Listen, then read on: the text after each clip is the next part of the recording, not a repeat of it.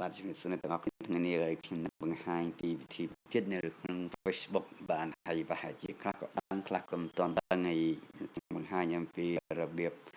មានគេ hack ចូលក្នុង Facebook បានហើយគេប្រើ account របស់យើងនៅលើ device អីផ្សេងៗអញ្ចឹងទៅយើងក៏អាចដឹងអញ្ចឹងខ្ញុំប្រាប់ពីរបៀបមើលបាទចូល Facebook ហើយmore យើងចូល setting account settingអូខេចូល security បាទ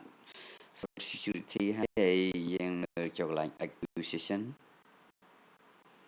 បាទ acquisition វានឹងបង្ហាញឲ្យយើងឃើញថានៅពេលណាប្រើកន្លែងណាប្រើ device អីយើងឃើញទាំងអស់អញ្ចឹងហើយនេះដូច iOS 9នេះគឺខ្ញុំប្រើខ្លួនឯងទេហើយលើដូចថានៅលើ Windows Firefox 7នេះក៏ខ្ញុំអ្នកប្រើដែរបើសិនបើផ្សេងវិញគឺចុចសញ្ញាខ្វែងទៅ